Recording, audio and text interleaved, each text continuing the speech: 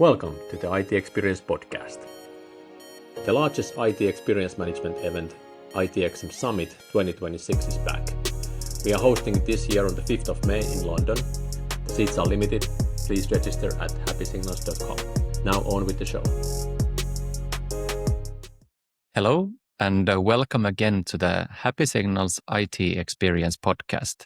My name is Sakari, and I've been with Happy Signals now for 5-6 years and have had the pleasure to interview different interesting people on our podcast many times.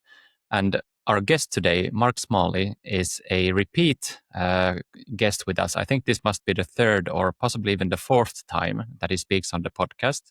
But for those who don't know you, Mark, would you like to quickly introduce yourself? What is it that you do, and a little bit about yourself?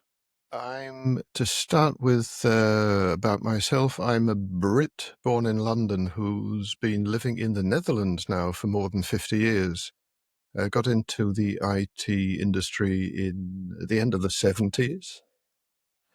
And now, application guy, started off as a software guy, moved into IT management, IT service management, and developed an interest in the topic of human experience of this weird technical stuff that we do. Most of my time nowadays is spent thinking and writing and connecting people as well. That's great fun. Absolutely, it's a pleasure having you on this show, because the topic that we will be discussing today is the latest version of ITIL. And ITIL is very, very well known in the industry and has been possibly the most used framework for organizing services and IT operations in the last decades. And the latest version has some interesting aspects to it that we find particularly relevant for Happy Signals, which is the introduction of experience as a theme in the content. And without going into it, because I'm no expert, but you are, would you like to just go a little bit into what is new in this latest version of ITIL? Yeah, sure. And ITIL started off at the end of the 80s, beginning of the 90s, so it has been around for a long time. It's not as if ITIL has just jumped on the bandwagon of experience, because if you look back over the previous generations, the previous versions, you'll find the first mention, I think, ITIL version 3, more significantly in 2016, and certainly with the previous version 4, we had a book called Drive Stakeholder Value, in which it was a pretty prominent feature. But now we have a separate module on it, because ITIL responds to market demand. People seem more interested in experience nowadays, so that justifies a separate book. But just zooming out from experience and looking at the broader version of ITIL, because it comprises many books, if you compare it with the previous version, we've reintroduced a life cycle. That we lost that concept in the version 4, and some people missed it. Life cycle that helps coordinate work across product and service teams, which is something that's significant. The adoption of not only service, of course, in ITIL, but digital products as a dominant artifact that we have to deal with experience running as a layer or a substrate running through product and experience, and also linked to the strategy book. So now I've mentioned four books: product, service, strategy, and experience. There's also a transformation book. We position experience not as something distinct from product or service. It's always experience of a product, of a service, or the organization behind it. And we position it, many people are familiar with utility and warranty as quality characteristics of services and products.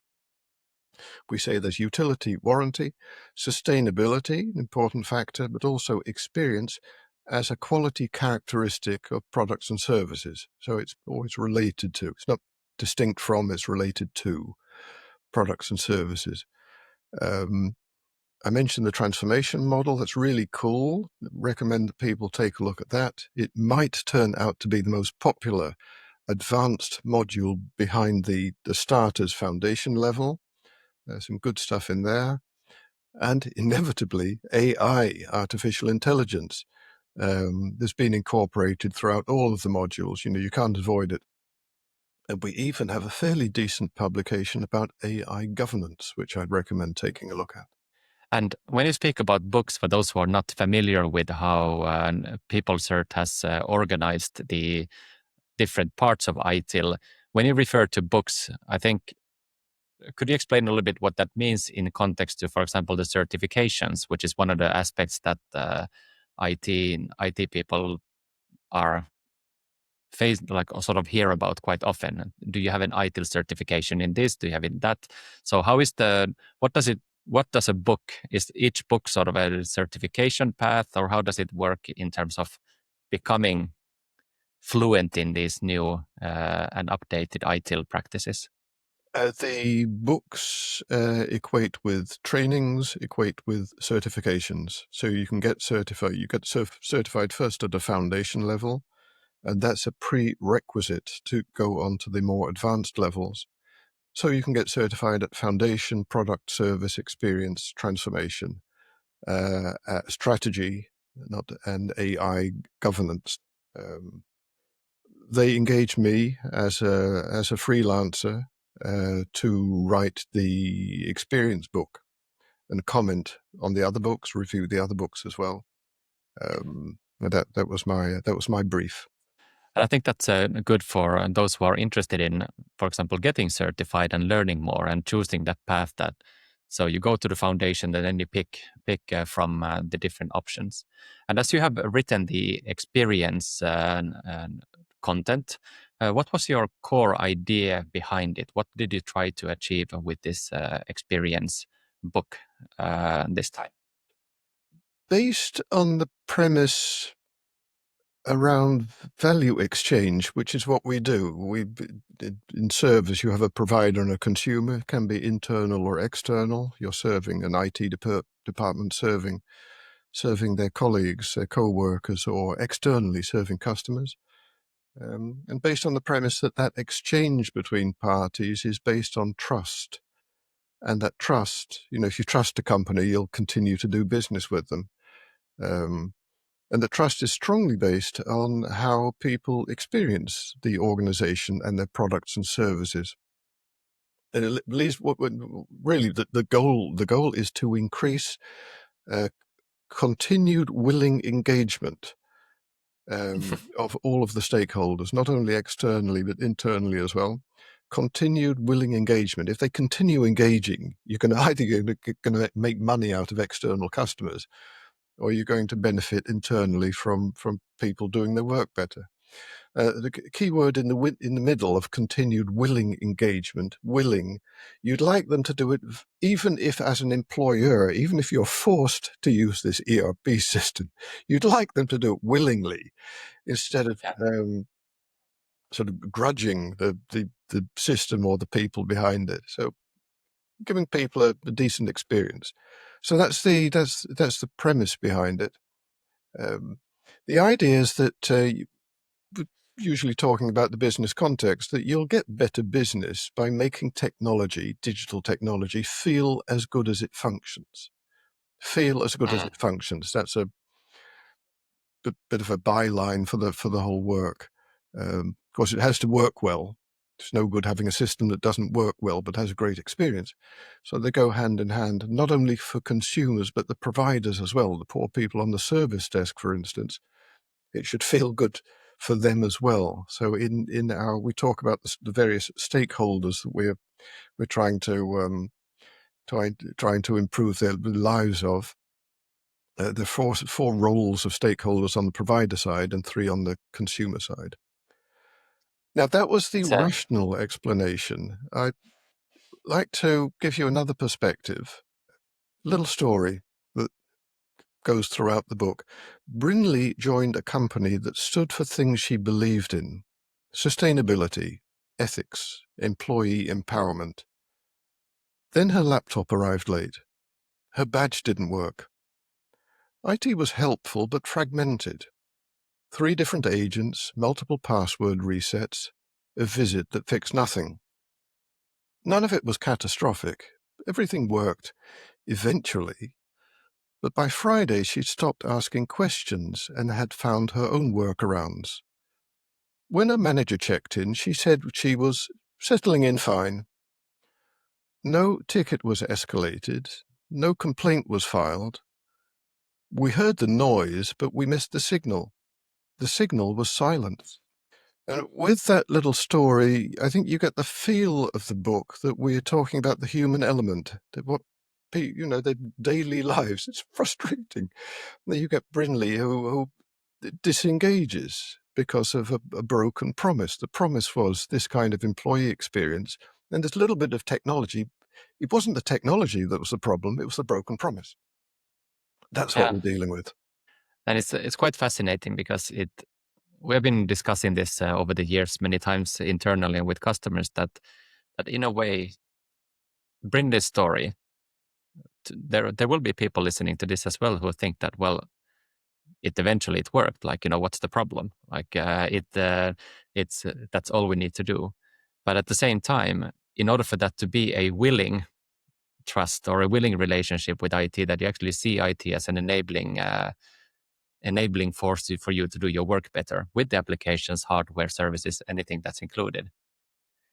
It comes back to that humans are the best sensors, because depending on the circumstances for this person or any person working with technology, that feeling of how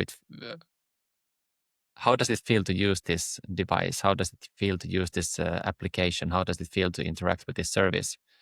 It actually matters for more than we think. And how would you must have spoken to many IT people who don't believe that experience or how things feel is important. What's your take on that? Like, why is it important to understand how people feel? Is it just a willingness, or is there actually like something else behind it that matters? It's a combination of things. You can look at it from an economic and an ethical perspective. I find it useful to look at it from an economic and an ethical perspective. Firstly, you in a business, it's the organizational context. You've got a job to do. It's usually about making money. And at the same time, you're dealing with people, and you have a moral compass, hopefully. So that's where the compass is pointing. And we do have to recognize that some companies, the core question, the starting question is, how important are people actually for you? And it's a legitimate answer to say, we are in a monopoly, we've got a strong position, we don't need to care much about people. We can make our money, serve our shareholders by treating people worse than you'd like, most people would like. That's a legitimate position. If you're working for that kind of company, you've got 2 choices, really. Either you toe the line or you say, this is not for me. So you do have to, and that's one of the first things in this area to think about, an honest appraisal of how important are people for you.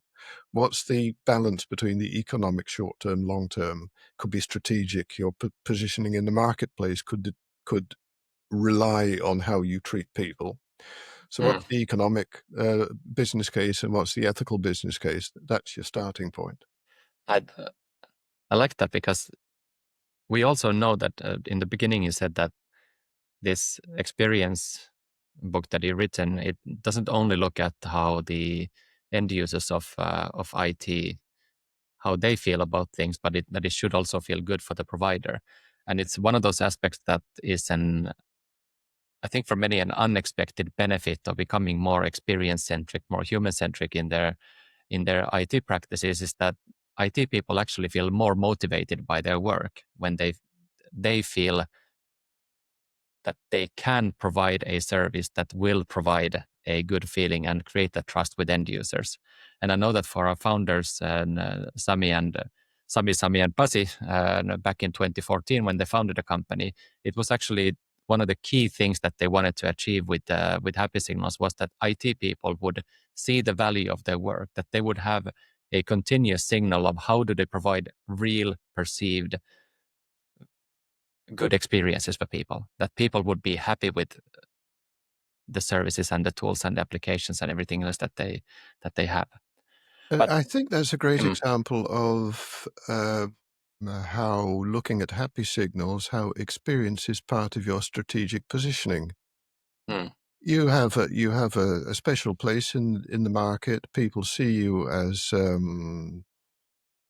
respectful, responding to a very human company. If you were to treat your employees or your customers badly, that would change your brand completely. So in your case, experience is a strategic consideration. You would lose your legitimacy. I think that's one of the interesting when you're in a telephone queue and waiting for the service desk and you hear this message, your call is important to us. Come on. Yeah. You don't take the company seriously. Their brand is damaged, and even their legitimacy, their right to exist, it declines as well. So it's something you should take very seriously, if that's part of your business, part of your value proposition. If it's not, okay, don't treat people. Maybe you can get away with it short term or long term. And it's a good point because, like, we've been speaking about books, and IT teams, once they set up processes and they decide on what the governance models and everything else is, they like to go by the book. So let's say that now an IT organization would actually then go through a wider strategic initiative of let's adopt the latest version of ITIL and let's adopt the practices and guidance that we get from best practices and guidance that we can find in the experience book. What would be the challenges that they might face when they start thinking about how do we move from theory into actually making this into a practice? Choose to look at the experience and try to implement it. What are the challenges that might see then? I just underline the thing I just mentioned. First, start deciding what kind of an experience makes sense to you. What's the desired experience that you want to stage for your stakeholders, whether they are internal or external, and where it is on a spectrum between what you could call neglect, unconsidered neglect, you're not taking people seriously at all. But on the other end of the spectrum, and we talk about delight quite a lot in this industry, you have to delight people. But delight can be performative if you take it too far. Expecting people to be delighted when their laptop works when they start it up, you're wasting your money. You can't defend that position. And what I like to talk about is a deliberate adequacy, a position, a tension that you can defend both from an economic and ethical perspective. So first thing, how important is it for you? The second challenge is how on earth do you discover what people actually feel and think about your products and services and the organization behind it? Because it's idiosyncratic, it's individual, it's dynamic, it changes from day to day. It depends on the person's traits. What kind of a person are they? How they turn up on the day? Have they had a bad night? Depends on the stakes at hand. Are you trying to cancel an important flight or change a flight, holiday flight? You're extremely nervous, probably. If it's trivial, you don't worry too much. And it depends as well on the circumstances in which you're doing this. We're doing this podcast in a very peaceful environment. If it was noisy, I would suffer from that. So that's all part. So it's very difficult for, if you're the provider, I'm the consumer, very difficult for you to understand what is my experience, because it depends. So that's tricky. You mentioned one of your powerful statements at Happy Signals that humans are the best sensors. the word notice Hmm. is an important word in the book. It's noticing not only the data, but sensing what's going on. That's a key thing. So trying to sense what's going on. Just don't look at the data, but try and approximate how people feel. Third challenge is how to improve the experience, because you're dealing with systems, you're dealing with people who aren't rational, aren't linear, don't have linear causality. So you have to experiment. And those are three challenges to deal with. I think that experimentation piece sometimes comes as a little bit of a, not surprise, but I think there can be this expectation that following a certain best practice or changing the priorities of, instead of just meeting the SLA to actually noticing how people feel and then doing something about it, the fact that you experiment means that sometimes you will also fail. That not every single experiment will lead to a better experience, but it will always lead to learnings about what actually matters. And that part as well, I think we see that it's good to go in to this knowing that it isn't linear. Then progress won't be linear, and sometimes there can be setbacks, but it's all for the common goal of actually becoming better over time and learning from those unsuccessful attempts as well. Yes, and the uncertainty shouldn't scare you. On the one hand, you should be humble about the limits of evidence. The data doesn't say everything. So on the one hand, humble about the evidence that you've got in front of you, but not paralyzed by that, but confident in acting under uncertainty. You don't need to know all the answers. If you've been in the business for a while, you've got hidden skills which will manifest themselves in a situation. Then you know Yeah. what to do.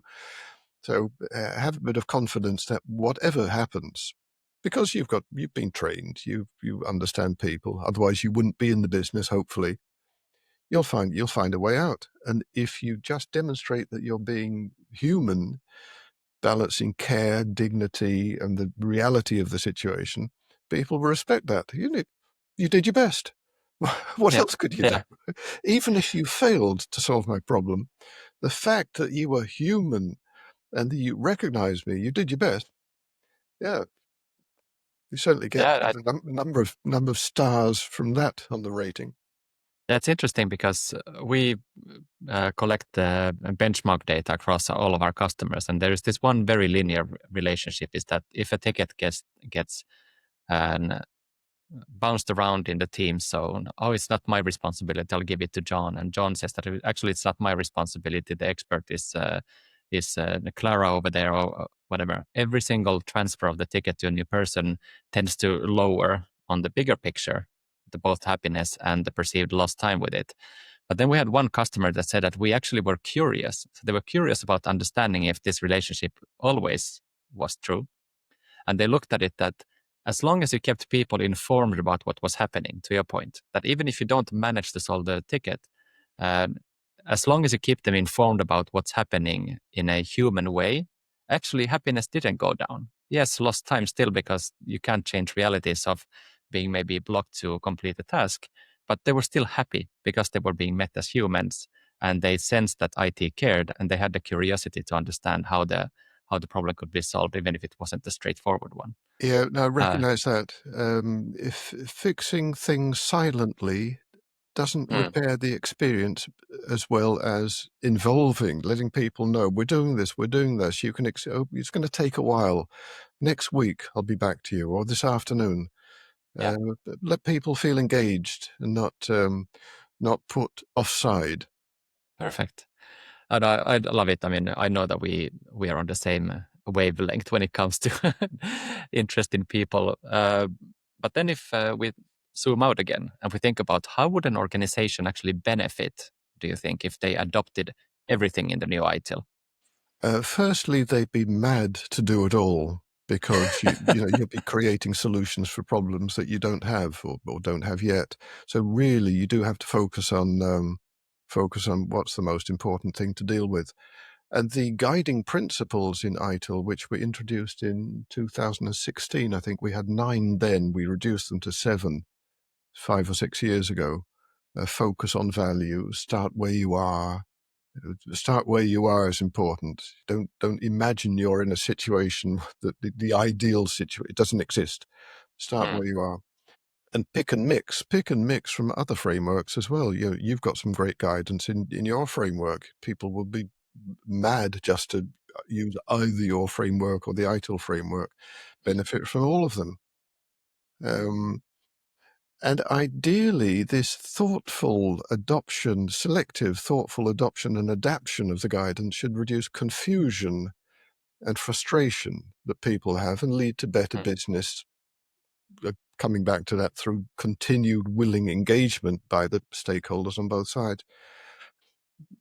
Gets you a better work-life balance, whether you're an individual stakeholder, whether you're an employee or a customer or even a supplier, because we have to look at the broader value chain. You're not only serving your customers, but also engaging your suppliers with whom you want a long, fruitful relationship. I think that's a really good place to now sort of wrap up this episode for this time, because that I like the thoughtfulness that you always have in your thinking around the little bit the deeper meaning behind this, but then be able to also bring it back to an easily digestible format. And I wonder if now in the age of AI, and as we move into the second half in a couple of months of 2026, and I wonder if actually these human attributes become more prevalent and more important to people. And as we become so used to just dealing with the machines and bots, it's not the same. So I do think that one of the things that we will see in this year is a little bit of an bump up in trying to, of course, get efficiency and in operations and automation through AI, etc., but also the value of that very human interaction and meeting people as human and meeting them as humans. So, are you hopeful about that for this coming I year? am, and on the one hand, there's a collective anxiety about what technology, AI in particular, could do to us. On the other hand, I think it will help us realize what being human means. Yeah, because you can outsource lots of cognitive load. But you can't you can't outsource the intuition, the empathy, the responsibility. If you deal with me, if I promise something to you, I'm responsible. If Claude or ChatGPT promises something, you're stuck. And what you want is that human reassurance. yeah. Now we're going to experience interesting times, I'm sure. Yes. And experiencing interesting time, and hopefully people who are listening to this also will experience the experience book from the latest ITIL collection of documents and etc. Well, thank you very much for coming on the podcast today, Mark. And if people want to find you, if they want to know more about latest ITIL experience module or around your thinking in general, what's the best place and best way to find you and connect with you? If you are interested in ITIL, look at itil.com. If you'd like to connect with me on LinkedIn, that's the best place. Perfect. And we will put your LinkedIn profile for Mark Smalley in the show notes as well. But thank you for coming. And as we say at the end of each episode, stay safe and stay happy. Thank you. If you liked this episode, please give us thumbs up, rating, or share it with your colleagues to help others learn about this topic as well. To learn more, go to happysignals.com.